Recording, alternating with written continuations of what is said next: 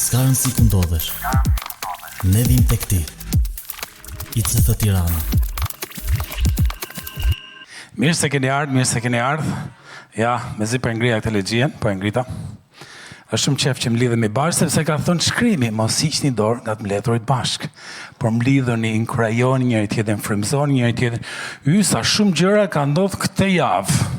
Këtë javë ka ndodhur me gjithmonë shumë gjëra. Joni përmendi klubin e librit që u mbyll të mërkurën, edhe mund ta gjesh në YouTube për libër dashësit, edhe bëjmë gati librin e ri për muajin tjetër. Edhe kush ishte te Hillsong? Kush ishte te Hillsong të sa qef, ishte bukur? Ishte super, gjë shumë e veçantë, për jetim i veçantë, se disa herë kanë ardhur Hillsong Shqipëri, më duket hera parë. Uroj mos jetë të vetme, na vin prapë. Çfarë kishim gjë tjetër? Ishte 21 marsi, dita botërore e sindromës Down, një duratokite për gjithë stafin, gjithë ato që kanë ndihmuar. Më pëlqeu shumë ai video me kontaren. Edhe se kisha dëgjuar zërin, edhe më duke zëri i njohur, thash kush është ky që fol narratorit, s'm gjan si zëri Glenit. Edhe megjithëse ishte Gleni. E gjete Klani atë Gleni. Dhe Gleno çfarë do ti këtu? Ishte shumë e veçantë, dhe uroj që ka ngret kështu ndërgjegjësim të lartë për këtë komunitet, për që kësa jam kështu burr krenar tash i momentin, se kam pas gruan të Kombet e Bashkuara. Ishte kënaqësim vete që ade ishte te Kombet e Bashkuara, kishte mundësit për të ndarë 7 minuta aty, edhe përmendi projektin e punësimit të rive me nevojat e veçanta në Shqipëri, dhe ishte shumë e veçantë, të paktën për mua. E sigur që edhe për ju. Kishim grupet e qifteve, ishte java e qifteve. Java që kaloi, është si javë, po një javë jo, edhe jam shumë i njoh Zotit, për se cilin për ju që o shok, po sillin ndikim, po sillin ndryshim. Gjithkohon se cili duke bot diçka. Edhe shiko që janë ngatruar çik karriget, aty është vënë një kamerë çik përse e rova emrin Pavlo, që vite vërdal, e ndrit qaj ke bërë quna vella. Edhe për shifja live-in, për ndiqja live-in, për të parë shifja fytyra njerëzish atje. Edhe i pash se cilin për ju është shumë faleminderit i ndrit për kontributin tënd, për këto ideët, për këto konceptet e reja. Kështu i dorë do kite për e ndritin. Yes, shumë faleminderit. Ju përshëndesim juve që na ndiqni online. Kemi boca ndryshime, si jemi më live në Facebook, nuk jemi më live në Instagram, jemi YouTube only, vetëm YouTube. Kështu që ju përshëndesim gjithë miqve që janë aty. Javës kaluar ishin 55 veta që kishin hyrë, edhe na kanë ndjekur. Edhe është qef, është kënaqësi që kemi mundësi të ndikojmë të tjerët edhe nëpërmjet internetit. Shife, Aurora ma more vargun. Ku shkoj? Ma more vargun, sepse ka qenë vargu i seris. Kush e di përmend? Filipianët 4-6. Tash e sigur që e di përmend, se kemi përmend për 4 javë rresht. Filipian 4-6, apo vjen, erdhi. Mos u shqetësoni për asgjë. Ky është emri i seris, po shqetësohen për asgjë. Por në çdo gjë, ja parashtroni kërkesat tuaja e Perëndis, me lutjesh, përgjërimesh, me falënderim. Edhe sot e mbyllim këtë seri, edhe javës tjetër fillojmë serinë e re, që është #Jesus 2025, 4 javë drejt Pashkës. Edhe mesazhi sot është si të merre me peshat, me ngarkesat e jetës së përditshme. Ky është mesazhi sot, si të merre me ngarkesat e jetës së përditshme. Edhe shkon kjo e diela. E di pse shkon kjo e diela? Sepse jemi 28 ditë përpara Pashkës. Kemi ca kohë deri për Pashkë, edhe për Pashkë kujtojmë vdekjen edhe ringjalljen e Krishtit Jezus Zotit ton. Por në këto kohë të tilla, si kjo e diela, të krishterët nëpër botë bëjnë ca gjëra të veçanta. Edhe prandaj unë ju kam nxit juve që para 2 javësh, dua t'ju nxis akoma më sot. Edhe ajo ç'a bëjnë është që kalojnë më shumë kohë me Perëndin në këtë kohë 40 ditë përpara Pashkës, apo 28 ditë, apo 21 ditë, apo një javë, apo çdo lloj kohe. Kështu që e zgjasin çik më shumë kohën e përditshme me Perëndin, kohën e qetë. Ka njerëz madje që kanë agjëruar nga ushqimet ndryshme, kanë bërë agjërimin e Danielit. Çfarë është agjërimi i Danielit? Është ai agjërimi pa produkte mishi dhe bylmeti. Sa mirë që keni bërë ju që keni bërë. Edhe, kështu që për disa kanë zirë të argjëre nga media sociale, por çdo lloj gjëje që mund të bëni këtë herë, nxitja është mbushe atë kohën që po krijon me vete, edhe po krijon si kohë boshe, mbushe me kohë me Perëndin, me shkrimin, në lutje, edhe këto sakrificat tona të vogla janë thjesht për të nderuar sakrificën e madhe. Perëndia na deshi aq shumë sa solli birin e tij. Kështu që shtoje te koha me Zotin çdo lloj sakrifice që mund bësh. Kështu që mund të jetë 21 ditë, 1 javë, 5 ditë, 3 ditë, çdo lloj gjëje, por le ta shtojmë çik më shumë dedikimin tonë ndaj Perëndisë. Pra jemi në pjesën e fundit, tham, edhe kur vjen puna te streset, shqetësimet, ngarkesat, lutja ndihmo. Lutja të bën punë. Se mos, shumë faleminderit Aurora që na kujtove, por unë do të përdor një ilustrim të një tradite, të një që ka filluar në Spanjë, edhe nga ajo jam frymëzuar për të lidhur mesazhin edhe nxitjen e kësaj jave. Shihni çik. Është një histori në Spanjë që quhet Shtegu i Shën Jakobit. Kështu quhet. Edhe ky shtegu është kthyer në një rrugtim pelegrinazhi, edhe fillon në një anë, edhe shkon në anën tjetër për 21 ditë, edhe mbaron tek kisha ku besohet është varri i Jakobit. Jakobit që dishepullit Jezusit. Edhe quhet, nëse bëre kurioz, googulloje, quhet El Camino de Santiago. E thash bukur? Kështu spanjisht është. El Camino de Santiago quhet, El Camino me C, edhe ky lloj pelegrinazhi ka filluar në shekullin e 9, edhe konsiderohej i dyti më i rëndësishëm pas Jeruzalemit. Edhe njerëzit e nisin këtë shtegun në të rrugën e Shën Jakobit, edhe ishte udhtim për 21 ditë, edhe shiko, ndërkohë që njerëzit e nisin këtë udhtim, merrnin gjëra në çantë ose me vete. Disa herë merrnin gur, ose pesha, ose gjëra, ja dhe kjo është me çantë. Edhe merrnin pesha ose gjëra, si puna e këtij gurit, se unë ndjesha në Katun, në lova të lumit, mora një gur, edhe njerëzit e nisin udhtimin me një gur, ose me disa ngarkesa, që simbolizonin ngarkesat që kishin të shtëpia. Imagjino na njëri që ka 4 halle. I vjet më mush çanta plot. Por shiko, gurit janë më të vegjël, unë e mora këtë që ta shihni nga larg. Sepse gurët e foto që të shohim më vonë, do shohim që janë më të vegjël, edhe secili prej tyre simbolizonte ngarkesën që kishin ato. Ku diun, një hall të puna, të shtëpia, të lidhja, të martesa, shëndeti, financat, edhe i mbani me vete, ndërkohë që esnin për 21 ditë, edhe kjo 21 ditë ishte si kohë freskuse, kohë për kushtimin ai Perëndisë, sepse esnin, luteshin, lexonin shkrimin, edhe ishte kështu një rrugëtim shumë i bukur, edhe shiko, në fund fare, ja shifin që këtë foto me kryqin, në fund fare, mas 21 ditësh, i morin gurët edhe i vendosin të këmbët e kryqit. A ka kryq aty? Daniel? Kryq, duam kryq. Jo, Allah s'ka. Duhet a ketë një kryq aty.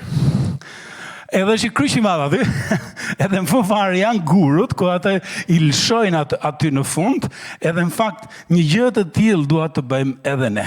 Në fund të këtij udhëtimi për Pashk, ose do jetë ai kryqi, ose do montojmë një kryq këtu, e do t'i vendosim gjërat tona aty te ai kryqi. Në njëri thot, çaj gjërash? Në fakt, jam çuni mirë, nuk kam marrë nga i gurt madh për secilin prej jush, kam marrë një karton. Një karton të vogël, kur ti mund t'i shkruash, imagjinoje këtë sigur, se ne po thonë, çfarë do bëjmë, ne do marrim gur tash 21 ditë, në fakt do marrim vetëm këtë kartonin, edhe u nxis shumë që ndërkohë që i shkruani aty, çfarë janë 3 rëndesa, jo 3. Sa janë rëndesat aty? Mund të jetë 1, mund të jetë 2, mund të jetë 3. Shkruaj aty edhe le të lutemi ditë pas dite, deri për Pashk. Edhe për Pashk i marrim edhe i hedhim të këmbë të kryqit. Tash uroj që sa për atyre do përgjigjen deri për Pashkë. Se 21 ditë lutje do bëj, Zoti do çel dyr, edhe do doja shumë ta praktikonim këtë gjë kështu, që duket e thjesht, edhe është mund të shkruash tani ato gjërat, ndaj gjë që të ngarkon të shqetëson, mund të shkruash më vonë, kështu që a keni marrë gjithë një karton, nëse nuk e marr një karton, një stërlaps, ngre dorën dhe anxhi me atëherë. Kemi 3 goca këtu para, një aty mbrapa 4, kush nuk ka marrë akoma. Kemi edhe gocat në cep, kemi edhe atë kingun atje. Kështu që nëse nuk e marr, ngre dorën lart edhe anxhi të sjell një karton edhe një stërlaps. Është edhe lutem shumë që shkruaj ç'a dush të ky kartoni, se është kartoni jot. Mos u ndjej që ku është Pavlo. Pavlo nuk po vjen afër me kamerë, kështu që nuk po të filmon se ç'a po shkruan. Shkruaj ç'a të dush. Ç'a është një gjë që të peshon e rënd në zemër, një gjë që do dohet të luteshe, edhe kërkoje Zot, shëroje këtë gjë të shtëpia jon. Zot, zgjidhe këtë gjë të shtëpia jon, të marrëdhënia jon, apo kudo që mund të jetë. Dhe e vërteta është, shkrimi thot, Perëndia na ka dhënë frymën e shejtë. Kur Jezusi erdhi, vdiq edhe u ringjall pas 40 ditësh, ç'a tha Jezusi? Unë nuk do t'ju lë bonjak, nuk do t'ju lë jetim, po do të dërgoj frymën e shejtë, do t'ju fuqizoj, do t'ju mësoj si të përballeni me presionet e jetës. Edhe ky është premtimi i Perëndis. Kur ti ke zgjedh Krishtin, ty nuk je vetëm. Do i përballish e do luftosh i fuqizuar nga fryma e shejtë. Por, ky përkushtimi jonë në lutje, e di çfarë do bëj? Ky përkushtimi jonë në lutje për gjithë to ditë do bëj që duke i sjell para Zotit ditë pas dite, Zoti do të na fuqizoj neve e do veproj në favorin ton duke hap dyer. Do shohim historinë për ta ilustruar, do shohim historinë nga Veprat kapitulli 10.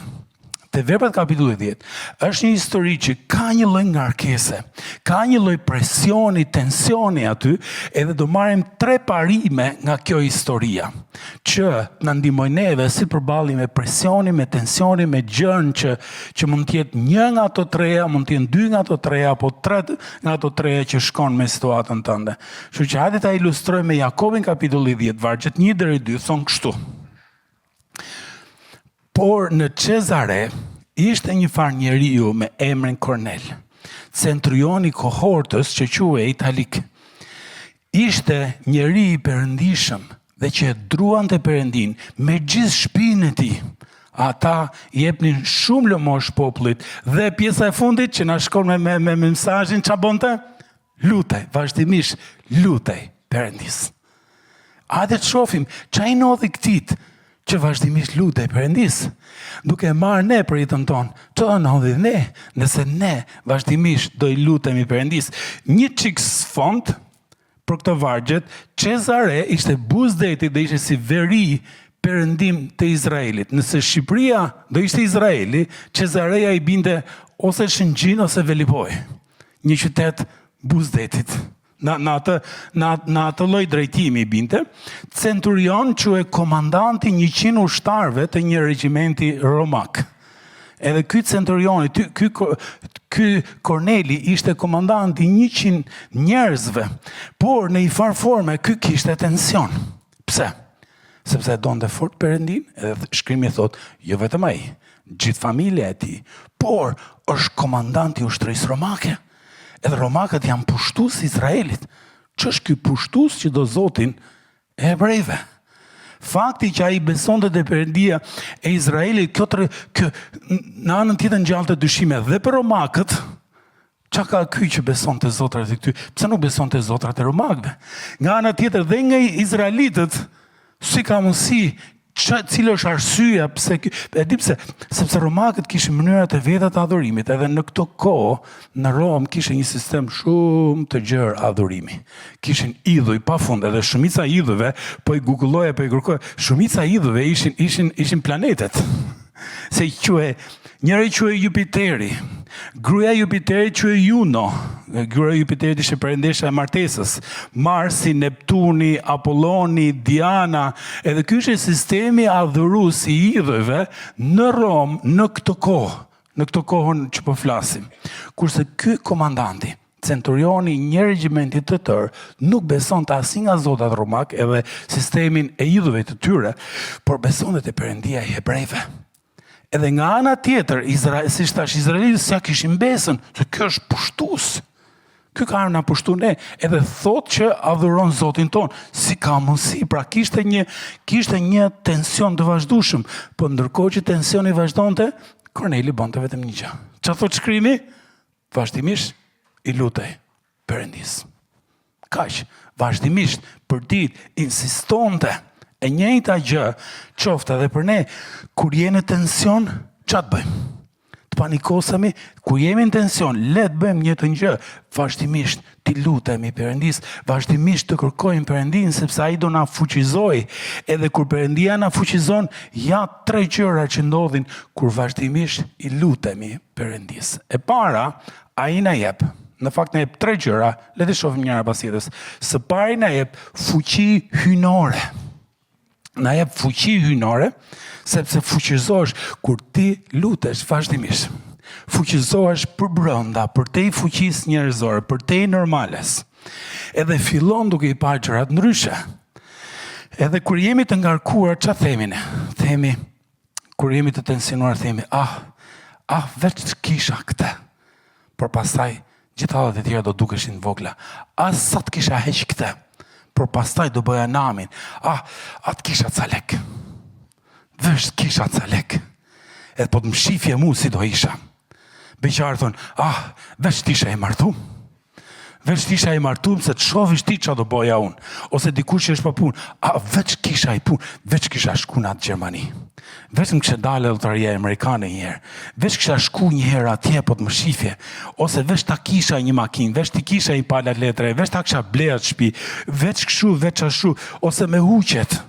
Dikush që ka në i huqet thot, veç ta kisha heq të huqin e biçozit, se të më shifje sa i mirë të basha. Ose veç ta kisha lënë të cigare, veç mos shifja më porno, veç mos kisha bo këtë dhe këtë, se disi do isha pastaj, do isha flak fare, nëse do hiqe ky tensioni, do isha shumë ndryshe. Por nxitja ime do ishe, po sikur ta heqim këtë veç këtë, veç atë, edhe ndrojmë fjalinë dhe themi, e dua këtë gjë, e dua këtë ndryshim, e dua këtë që po synoj, por jo me fuqin time, se me fuqin time e provova, edhe nuk qëllosa gjë, e dua me fuqin e Perëndis, sepse është kur ti vjen dhe dorëzohesh, Perëndia vepron më shumë nëpërmjet nesh, sepse kur e provojmë vetëm me fuqin ton, vazhdohet 2 ditë e pastaj bie, e momenti që bie, di çfarë thotë i ligu, vjen të fajson. Dije unë që do filloj, po do leje mes rrugës, nuk do e çoje deri në fund. Di unë që s'do edhe i ligu na fajson. Kurse kur ti varesh nga fuqia e frymës shet, kur nëse bie, fryma shet, Zoti na fuqizon. S'ka gjë, çohu edhe një herë, fuqizohu edhe një herë. Se shiko, njerëzit ndryshojnë diçka me fuqinë e vet, kur presioni, trysnia rritet, njerëzit marrin ca vendime për të ndryshuar. Edhe heqin dorë nga diçka, po momenti që bie trysnia, kthehen aty ku ishin. Për shembull, çiftet kur si kanë gjëra të mirë, edhe duke që është bon namizi aty, njëri nga ato thotë, "Çketi, unë do ndryshoj, unë do bëj këtë, unë do bëj atë, unë do bëj atë, unë do i laj enët i parë, unë do rregulloj shtëpinë, unë do bëj këtë, unë do bëj atë." Edhe bindet pala tjetër, edhe sa bie tensioni çanoth. Kthehet nga fillimi. Ose ti merr një notë dobët në shkollë, edhe thotë, "Shiko, veç po s'filloj si mesi tjetër, apo ka filluar si mesi tjetër. Veç po s'filloj si mesi tjetër, do bëj namin këtë detyrat, do rri çdo ditë, do lexoj nga 2 orë, nga 2-13 orë. Filloj semestri, kthehesh prapë te ritmi. Një ditë shkollë, 3 ditë kafja. Një ditë shkollë, 3 ditë kafja." Ja them një rast të tillë në Bibël, kur populli i Izraelit ishte në Egjipt. Ndej gjitha ato vite në Egjipt, edhe Perëndia dërgon Mojsiun për t'i thënë faraonit, "Lëre popullin tim të shkojë, mjaft ka shërbyer këtu." Edhe Perëndia bën 10 shenja që ishin si presion ndaj faraonit që të linte izraelitët të iknin. Edhe shiko, faraoni nuk donte t'i linte, sepse ishin gjithë ato njerëz që bonin punë falas, shërbenin aty dhe e kishte qef që t'i mande si skleverët bote punë të veta, por Perëndia i bëri presion nëpërmjet tyre 10 shenjave, edhe sa herë që bëhej një shenjë edhe presioni ishte i madh, çfarë thonte ndark faraoni? Do t'i le. Nesër mjes, pikë sabas, do t'i le njerëzit të ikin. Edhe Zoti e tërhiqte atë presionin, edhe pikë mjes nesër çfarë thonte faraoni? Jo, nuk i le. Edhe dy nga ato, a kemi një foto me këto? Dy nga ato plagët, që ishte me vizatime të lezetshme, dy nga 10 plagët, njëherë ishte vendi u mbush plot me kakaleca, njëherë u mbush plot me bretkosa, njëherë uji është ndurruar në gjak edhe ka shumë 10 copë të tilla, edhe është, shiko, kush ta shpif më shumë ty, kakaleca o bretkosat? Bretkosat. Imagjino, je në shtëpi, edhe sa hap dritaren ti, mbushet veni gjithë bretkosa. Ti merr tasin e supës për të ngrënë, momentin që fut lugën aty, një bretkos. Hap frigoriferin bretkosa, shko te krevati bretkosa, nuk di ka shkosh më, se është veni gjithë bretkosa, edhe gjithë bubazhela, edhe gjithë karkaleca, edhe gjithë kështu gjërash. Edhe faraoni thot, vdiqa marova, ç'keti, pik mjes nesër do i lej izraelitët, sepse shtohej shumë presioni, por në mëngjes ndryshonte mendje. E thonte, jo, nuk i le. To bën që ato punë, si t'i leon, menoj që Izraeli ka qenë 1 milion njerëz. Si leon 1 milion fuqi punëtore pa lek, të më let me ikin, jolla nuk i len botë, ndryshote mendja dhe vazhdoi kjo gjë. Kështu që ajo sugjerimi im është, e di kur ndryshon njeriu, kur e di pse. Pse dua ta ndryshoj? Cili është synimi? Pse do ta ndryshosh këtë gjë? Është ku du të shkoj, ku du të arri? Mund të jetë pse duhet ndryshoj? Duhet ndryshoj pse? Sepse duhet shkoj mirë me gruan. Pse do të shkosh mirë me gruan? Çfarë përfitimi ka? Për ne ishim të martuar. Nëse ti do të shkosh mirë me gruan, mendoj nëse unë ndryshoj edhe ka harmoni mes meje dhe çiftit familje, çfarë përfitimi ka? Sepse së pari do shko mirë sigurisht, së dyti edhe kalamajt do rriten kështu në një klimë të shëndetshme emocionale, edhe së treti është happy wife, happy life. Edhe së katërti, për ato që janë martuar, ka dhe gjëra tjera të mira, kur shko mirë me gruan. Edhe shiko, por ama e vërteta është, kur nuk shko mirë me gruan, paktën unë me gruan time, kur nuk shkoj mirë me gruan, por edhe dita s'me të marrëlla. Edhe dita më duke sikur me ecën tërës gjithë ditën. Edhe shu, po bëra, mund bëj sherrë me gjithë botën, prap jam tërëzi. Bëra sherrë me gruan, gjithë botën s'më duket tërëzi. Kështu që kam leverdi, ndoshta ndonjëherë jemi si kalamajt e vegjël. Ke parasysh kur mëson kalamajt e vegjël me kursy, që ti merr një tas ose një enë që e blet e xhambo dhe thu shiko, do kursejmë, do hedhim 100 lek, do hedhim kaq lek të ky tasi, edhe nëse nuk ka një pse mas, kalamajt hedhin ndonjëherë, por jo shumë shpesh. Nëse ju jep një pse, shiko, do kursejmë sepse do marrim të topin, apo do marrim të bluzën, apo do shkojmë këtu, apo do blejmë telefonin. Çanodh, i dhe i qëllim asaj kalaçës ti, edhe kalamajt do shkojnë shumë shpesh atje. Na herë dhe ne jemi si kalamajt e vegjël. Kur duam të ndryshojmë diçka, duhet dim, ore pse do ndryshoj? Ç'a pres unë? Nëse unë ndryshoj, ç'a pres? Edhe duke ja kujtuar vetes time këtë, më qëndron e freskët. Është qa është një gjë tjetër, një nxitje tjetër do ishte, shiko, është një për mua, majme në para ca kosh, bësha me shumë nerva dhe shumë kollaj. Edhe ishte aq e dukshme, sa që po bezdis edhe mu që bësha e shpesh me nerva. Edhe po me kur bezdis mu, imagjino sa bezdisën tjertë. Mu po bezdis vetja ime, imagjino sa e bezdisë do jetë Ada, çunat e mi, edhe stafi im, edhe vendosa, shiko, kjo është gjëja që do lutem. Lutem që Zotit më bëj më të duruar edhe më të kujdesshëm në komunikim. Por ama shkrova pse dua të jem më i duruar. Sepse kjo do sjellë, do bëhem burr më i mirë për gruan time, bab më i mirë për çunat e mi, drejtues më i mirë për stafin dhe bëra një listë pse dua ta kontrolloj këtë gjë. Pse dua që Zoti ta ndryshojë këtë gjë. Edhe shkrova përfitimet, e duke shkruar përfitimet, kjo më mbante më shumë në shina. Cila është për ty? Ndoshta kjo mund të jetë për ty. Që ti ke nevojë për këtë fuqinë hyjnore për të ndryshuar. Sepse kjo është barra jote, kjo është rëndesa jote. Edhe nxitja ime do ishte shkruaj diku, Zot, këtë javë për këtë të lutem. Dua që të më ndryshosh e të më fuqizosh në këtë pikë, sepse dua të jem ndryshe, edhe ja pse dua të jem ndryshe. Edhe që do ndodhi, kur ne do lutemi, Perëndia frymëshit do na fuqizojë për këtë gjë.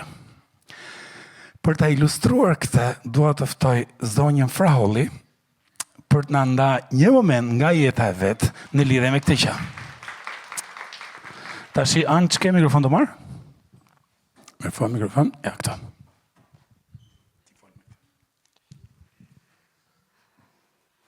Mirë se në erdhe. Mirë se u gjeta. Si ka qenë kjo gjë në jetën tënde? Si të ka fuqizuar Perëndia të na tregosh një moment nga jeta jote, si të ka fuqizuar Perëndia? Po, unë jam Klodi, jam mami i 2 kalamajve, i Arbionës dhe i Arbit. Edhe e kam njohur Krishtin para se të bësha prind. Edhe për ne që e kemi njohur Krishtin para se të bëhemi prind, kur fëmijët vinë në jetë, marrin një lloj obligimi që lutja ime vazhdueshme ishte që ata të njihnin Zotin, ta donin Zotin, të shërbenin atij. Dhe ka qenë një lutje e gjatë e vazhdueshme, Arbiona u rrit dhe filloi ta bënte këtë gjë dhe unë po merja. Po kënaqesh. Prindi kënaqur, luta, o Zot, faleminderit që goca të ka zgjedhur ty. Po. Pastaj ku ngeci Sharo? Ngeci te Arbi. Djali. Filloi Arbi adoleshent. Okej.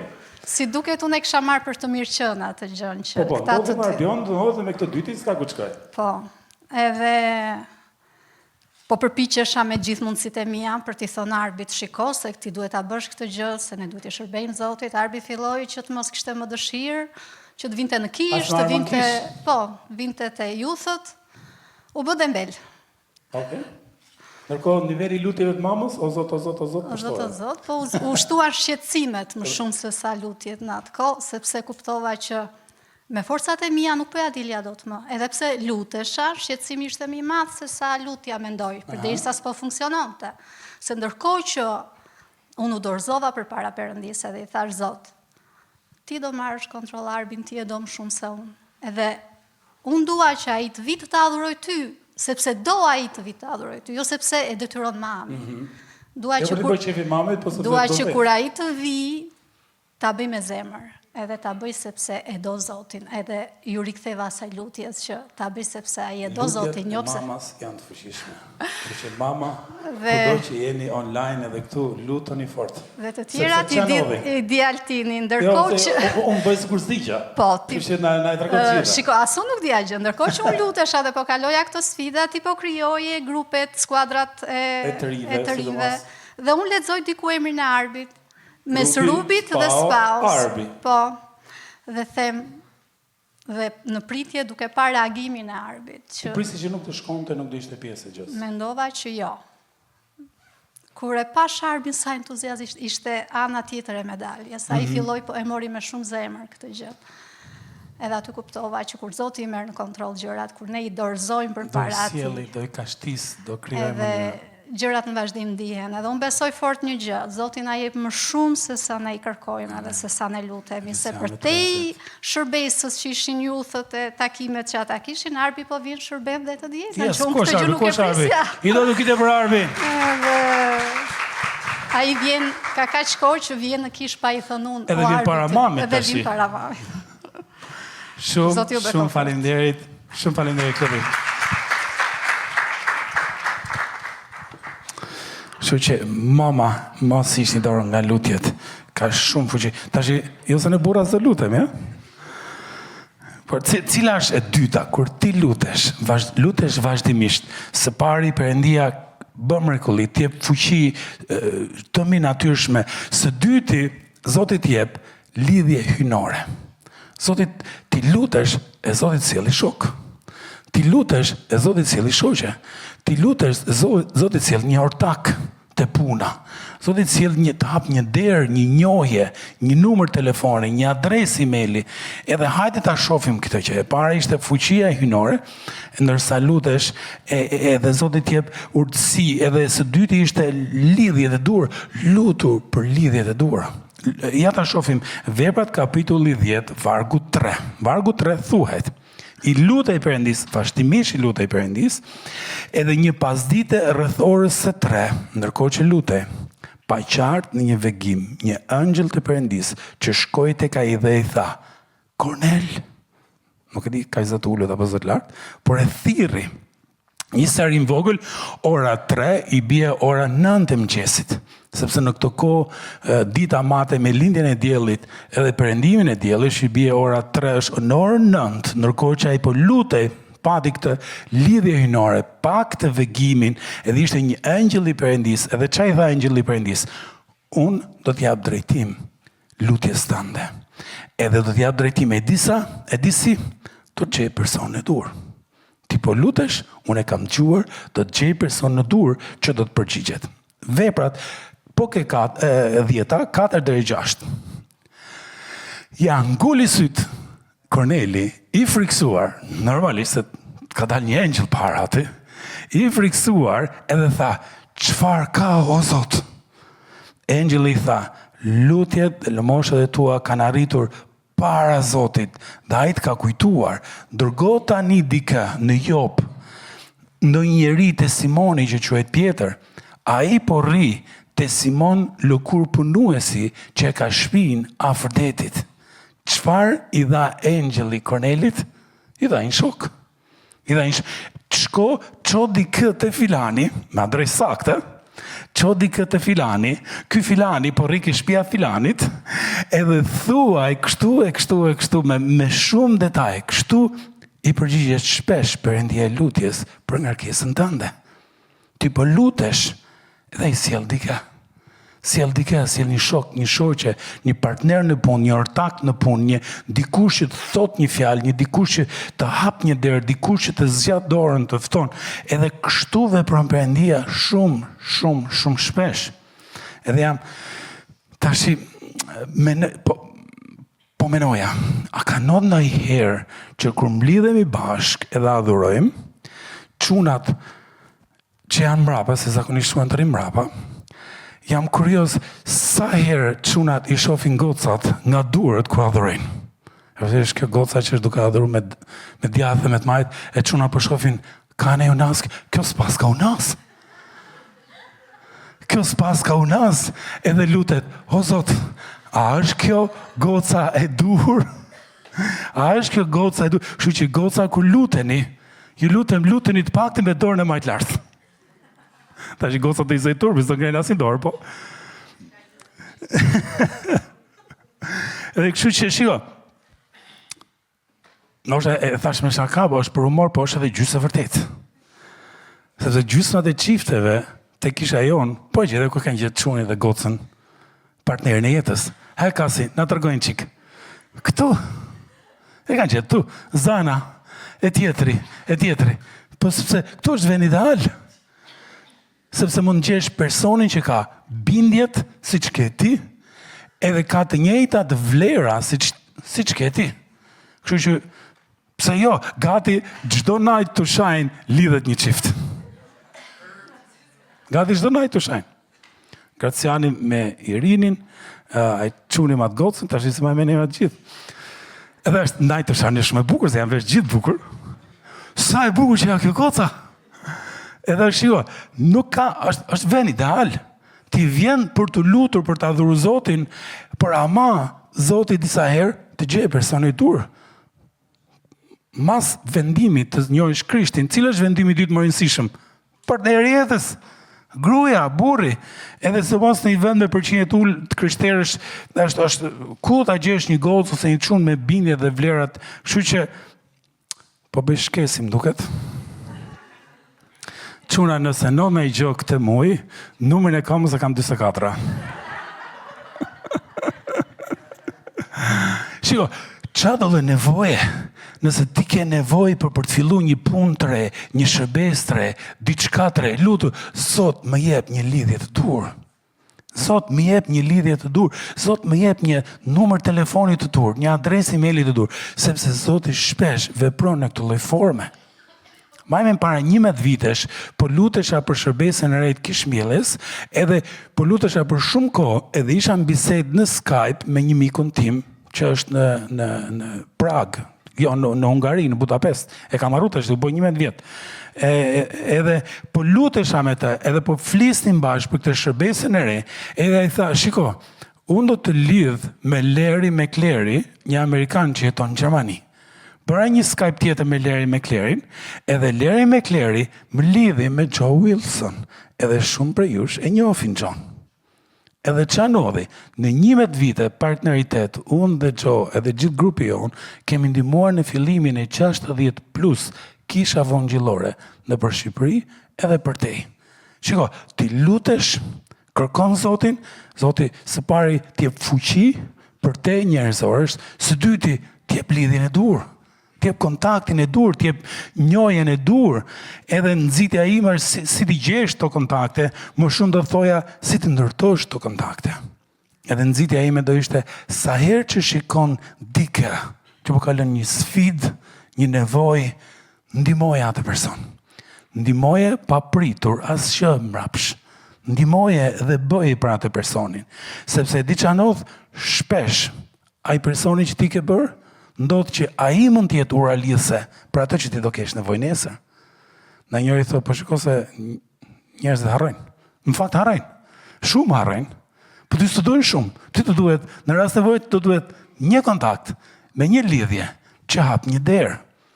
Edhe para ca vitesh, një pastor nga Gramshi njeft një gotë se kisha jonë. Sajmiri dhe Irma.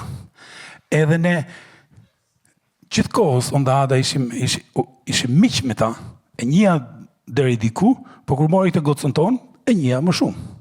Edhe sa herë që kishin në i sfid, unë dhe Ada uleshim, pinim kafe, takoheshim, i ndihmuam kur filloi kisha e re, edhe diça not, i ndihmuam atëherë dhe s'kishim asgjë në mendje. Sot kishim përshifja, sot e banda kishim 6 veta, po i gjete 4 nga këto 6, nga cila kish e Shqipërisë kanë ardhur. Ja kjo kisha, nga mozaiku i Lushnjës.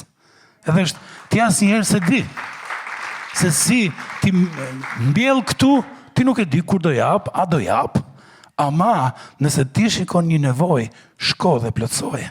Nëse shikon që dikush ka nevojë diçka dhe ke mundësi ta bësh, shko bëje, mbille.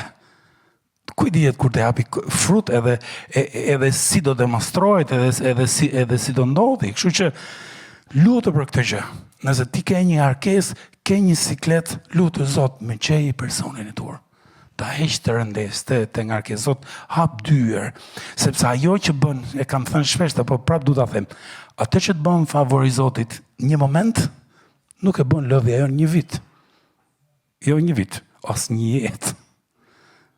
Cëk, një sekond, Zoti hap një derë. Edhe nuk e bën lodhja jon, një jetë nuk e bën atë që bën favori Zotit. Prandaj të nxis në këto kohë deri përparash 28 ditë, atë gjën që të shqetëson ty, që të rëndon ty, sille vazhdimisht para Perëndis. Zoti së pari ose do të fuqizoj, së dyti ose do të gjej personin e dur, edhe pika e tretë e fundit ose do të jap drejtimin e dur. Do të jap një drejtim, do të jap urtësi dhe do të kuptosh se cili është drejtimi që duhet shkosh. Ja ta shohim si e përdori Zoti Kornelin për të marrë një drejtim. Hajde ta shohim vargje 44 deri 46. Ndërsa Pietri po fliste ende, Pietri shkoi te shtëpia e Kornelit, edhe ndërsa ai po fliste, Shpirti i Shenjtë zbriti me të gjithë ata që e dëgjonin. Besimtarët e rrethpyre që kishin ardhur me Pietrin, u çuditën se si dhurata e Shpirtit të Shenjtë ju dha edhe kombeve, dhe i dëgjonin ata duke folur në gjuhë edhe duke madhëruar Perëndin. Për herë të parë.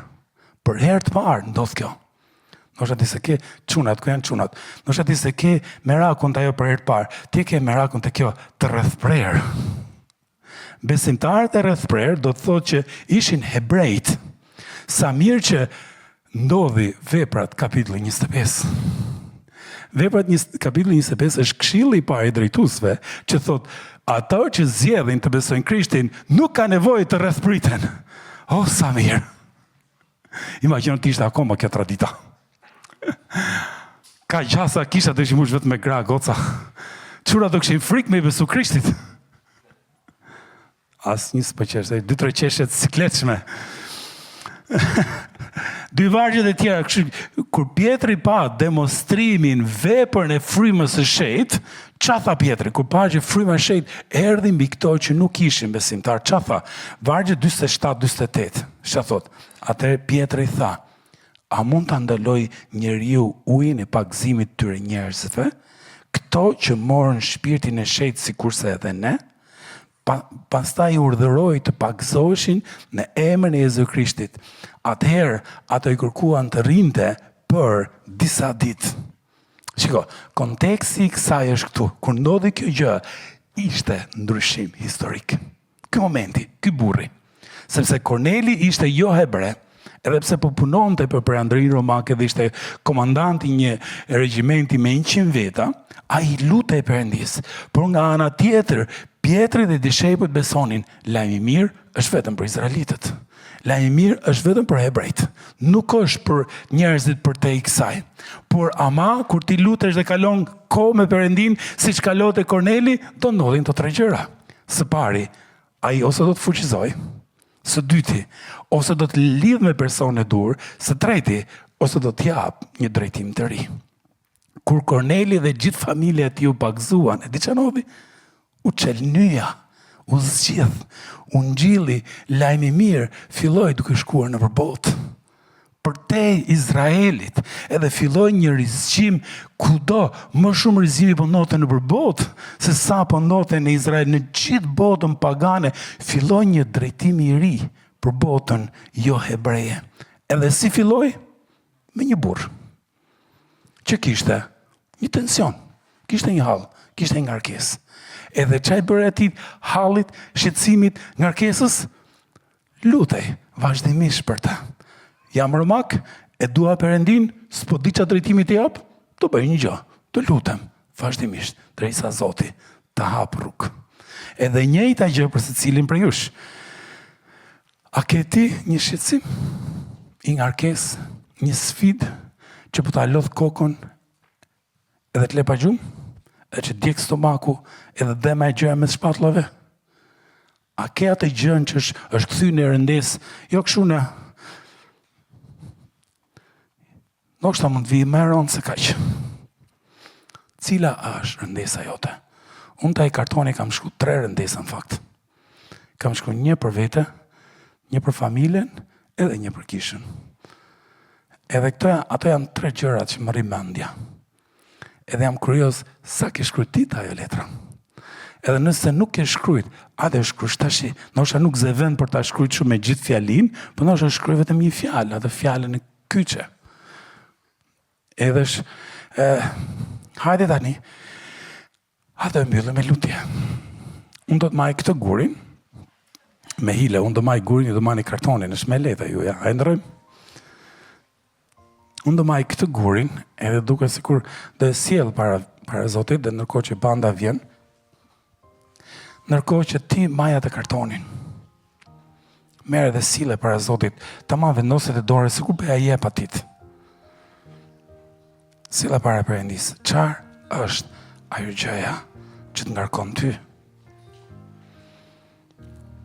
Çfarë është ajo gjëja që të le pa gjumë edhe zgjohesh mes natës, se aty e ke menin? Çfarë është? Ndoshta për trit, mos është e ardhmja, mos është paqëndrueshmëria e gjërave, mos është shkolla, mos është lidhja, çfarë është e gjëja? Ose për beqarët, ose për familjarët, çfarë është ajo gjëja që të lodh ty më shumë? Sille para Perëndis. E Zot, faleminderit që na ke dhënë këtë ilustrimin nga jeta e Kornelit.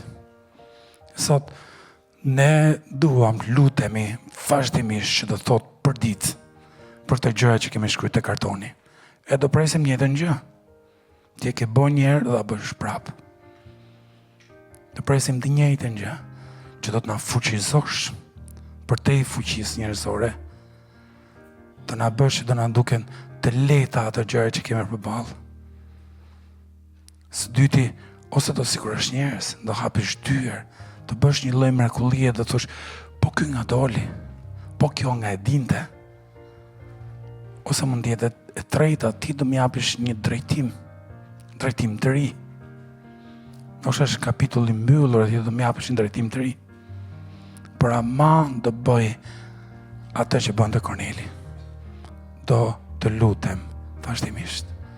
Që do të thotë për ditë, edhe sot, edhe nesër, edhe pas nesër, deri përbashkë.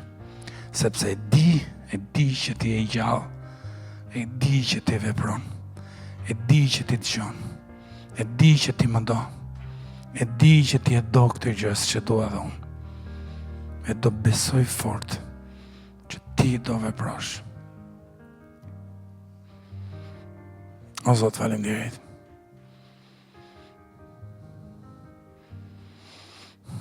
Ndërkohë që Korneli lutej, Zoti i dha invekime, i dha një ëndër. Joeli thot te profeti Joel thot, Zoti do t'i jap ëndra të rive, do t'i jap vegime. Zot, lutem shumë që ndërkohë që të kërkojmë ty vazhdimisht, Zot na fol nëpërmjet shkrimit, Zot na fol me një vizion, me një vegim, Zot na fol. Zot na fol. Jezus, lutem, edhe presim o Zotim, që këto javë, do mbushen plot dëshmi, se si ne jemi lutur, se si ti ke dëgjuar, edhe se si ti ke vepruar ke jeta se cilit prej nesh. Në emrin Jezus, lutemi dhe besojmë. Amen.